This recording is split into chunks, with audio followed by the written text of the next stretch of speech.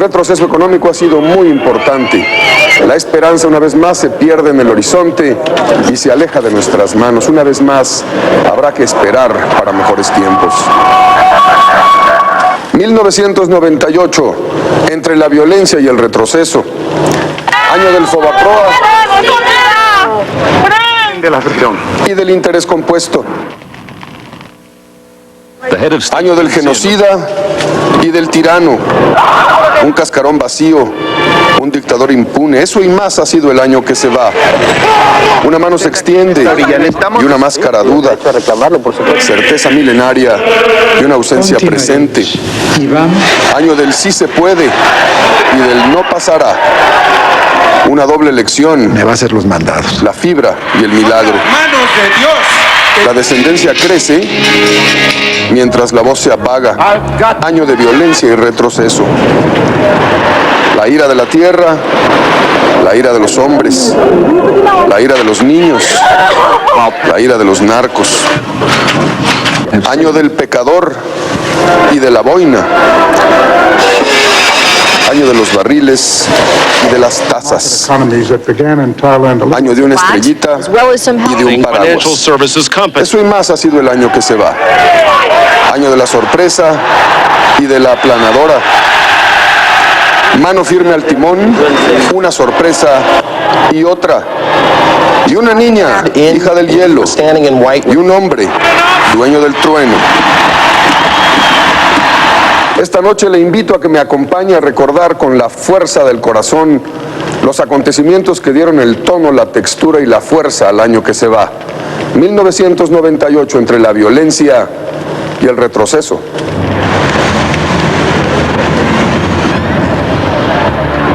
No tenemos que comer, no tenemos ropa, no tenemos nada.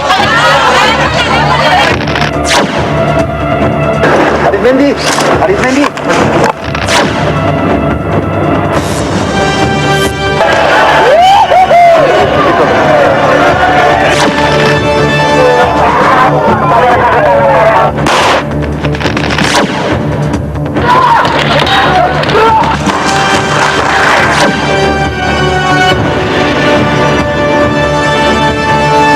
I did not have sexual relations with that woman, Miss Lewinsky.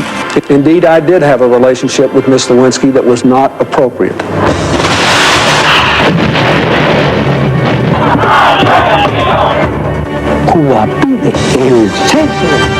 So deep in my heart that continuaremos y vamos a hacer lo que no pudimos hacer antes.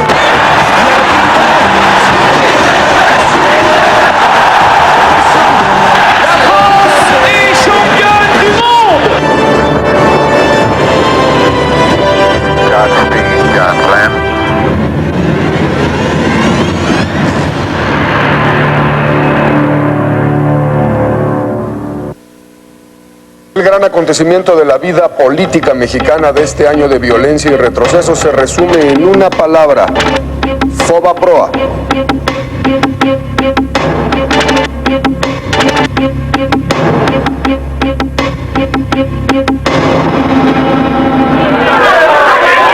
Por primera ocasión desde los tiempos del presidente Madero, y de eso ya hace más de 80 años, los mexicanos somos testigos de un choque frontal entre el presidente de la República y los legisladores de oposición que forman la mayoría en la Cámara de Diputados. En marzo, el presidente envía al Congreso una iniciativa de reforma a varias leyes financieras. En un artículo transitorio viaja, según se mire, lo que puede ser la manzana de la discordia o una bomba de tiempo.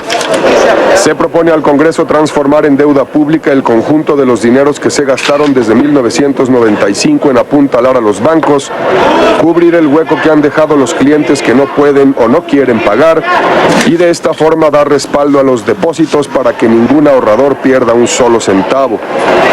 En este sentido, el Fobaproa cumplió su objetivo. Algunos dicen, sin embargo, que se trata de la factura que pasa la crisis por la devaluación del 94.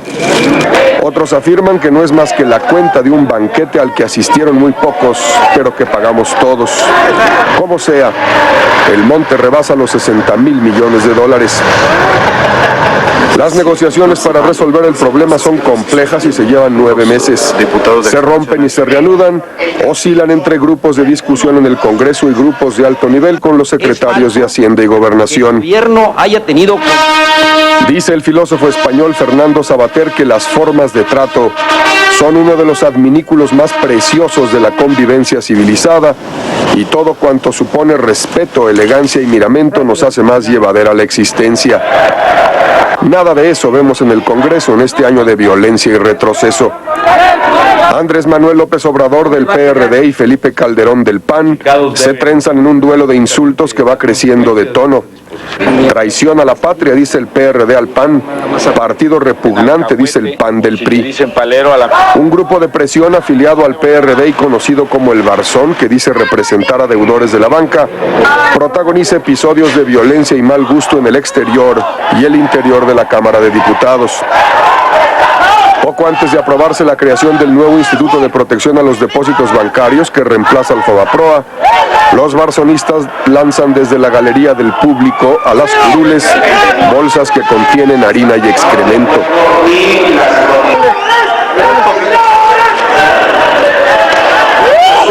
El PRD adopta una postura radical y rígida. Ni un solo centavo del Fobaproa a deuda pública. López Obrador hace pública alguna información sobre aquellos que denomina beneficiarios del rescate bancario, con el claro propósito de allegarse apoyos para su causa en el terreno de la opinión pública. Punto de discordia y acritud durante meses fue la permanencia de Guillermo Ortiz al frente del Banco de México.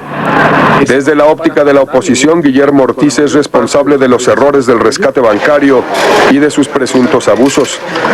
La cabeza de Ortiz, o no hay trato, se escuchó una y otra vez. La postura del gobierno fue flexible hasta un límite.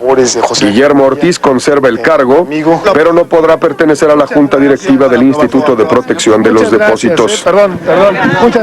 Una alianza entre el PRI y el PAN permite sacar el asunto a flote. La iniciativa que el presidente envió al Congreso en marzo se parece muy poco a la que surge de la negociación con los dos partidos que forman la mayoría. Solamente la mitad de los pasivos del Fobaproa pasará a ser deuda pública. Los bancos asumirán mayores pérdidas por sus créditos vencidos. El gobierno pagará un generoso programa de reestructuración y perdones parciales a deudas de clientes pequeños del campo y de empresas pequeñas y medianas. Con esto se busca poner el punto final a la crisis bancaria. En la información revelada por el PRD sobre las operaciones del Fobaproa, figura en primer lugar una empresa llamada Grupo SIDEC, propiedad de los hermanos tapatíos Jorge y José Martínez Huitrón, que alguna vez fueron muy ricos, alguna vez fueron miembros del exclusivo Consejo Mexicano de Hombres de Negocios, del cual han sido expulsados. José Martínez Huitrón es detenido en Acapulco, acusado de fraude fiscal. Pasa unas cuantas horas en la cárcel porque alcanza fianza. Los hermanos Martínez Huitrón deben a bancos de México y del mundo más de 2,000 millones de dólares y parte de ese quebranto lo asume el gobierno federal, es decir, lo pagaremos todos. La ley no consideraba grave el delito cuando este fue cometido, por lo que Martínez Huitrón goza de libertad.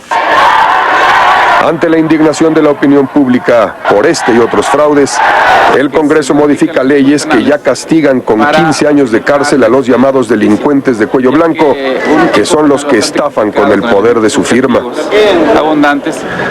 Símbolo de los males que aquejan a la nueva clase bancaria mexicana, Carlos Efraín de Jesús Cabal Peniche. Su meteórico cuanto fugaz paso por el firmamento de las finanzas mexicanas se origina en Yucatán, pasa por Tabasco y aterriza en la Ciudad de México cuando adquiere no uno, sino dos bancos privatizados por el gobierno de Carlos Salinas de Gortari. Tiene apenas 35 años, pero el tocayo Carlos es el banquero favorito del exsecretario de Hacienda Pedro Aspe. Es simpático, generoso y audaz. Lo que se ignora entonces es que hace negocios fabulosos con saliva, con dinero ajeno y con engaños.